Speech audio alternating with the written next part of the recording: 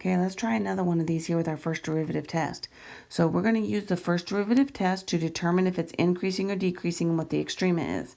So let's do this g of x. Remember we did this out of that last section in 4.1. Yep. So now let's see how this plays out whenever we're looking at our graph that goes with it. Okay, but again, use your algebra skills. So I'm going to distribute.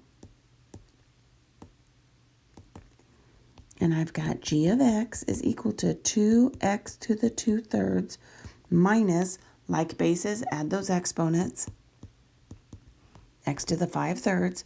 Then I take my derivative, so bring that in front. I've got a 4/3 x to the negative 1/3 minus a 5/3 x to the 2/3, right? Okay, and factor. Again, with the factoring, right? G prime of x, I'm going to factor out a 1/3 x to the negative 1/3, which leaves me with a 4 minus 5, and same thing, minus a negative 1/3. I add the opposite, that's just going to keep me with that x. So when I go to find my critical values, it makes it easier if we rewrite this. 4 minus 5x over 3x to the 1/3. Okay. Now think about your critical values. We can find critical values in two ways. Setting my function equal to 0 and where it is undefined. So when I look at my critical values here, we'll set this 4 minus 5x equal to 0. So I've got 4 is equal to 5x, divide by 5, x is a 4/5. And I set that denominator equal to 0, so x is equal to 0. Because that's where it is undefined, which tells me I'm going to have a cusp or a point or an asymptote, right? These are things that are happening. Now, if we squeeze this back up here, we know this is not going to be an asymptote because my original function does not have a denominator, right? So I know this is going to be either like a cusp or a point kind of situation. Cusp, where the critical value is undefined.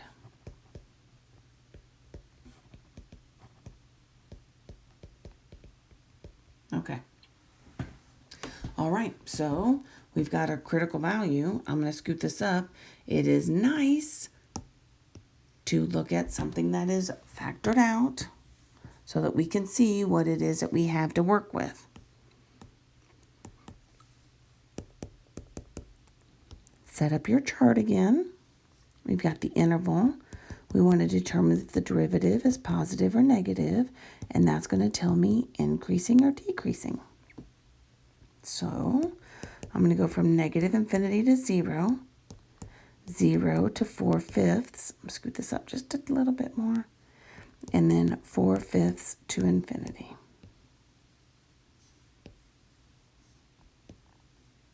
All right. Easy values. You just want to try to find an easy value. So the first one's going to be negative 1. So if I plug a negative 1 into this, negative times a negative is a positive. So I've got positive on top. If I have a negative 1 here, this is an odd root, so I know this bottom is going to be negative as a fraction bar. So positive divided by a negative is a negative. That means my graph is decreasing. Okay. Now, what is between 0 and 4/5? Something easy. Yeah, 1/2, right? That'll work.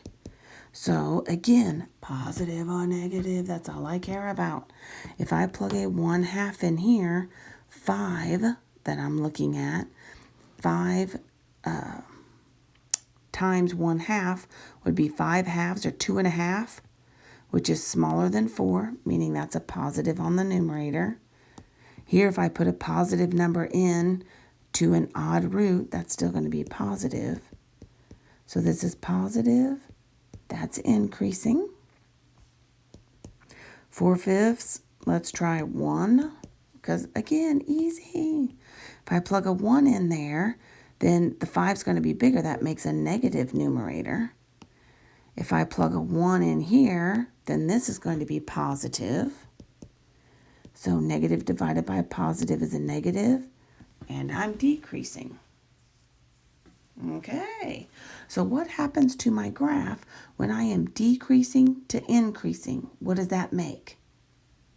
A minimum, right? So from decreasing to increasing, at x is equal to 0, I have a minimum. All right, if I am increasing to decreasing, what does that make? Yep, at x is equal to 4/5, I have a maximum. First derivative test, right? What is my graph doing? Increasing, decreasing, what's going on there? It's okay, I can still have a maximum or a minimum here at, 0, right? It may be a pointy one, so I don't have a derivative there, but I still have a minimum that goes with the value, still a minimum value. Okay, good, good.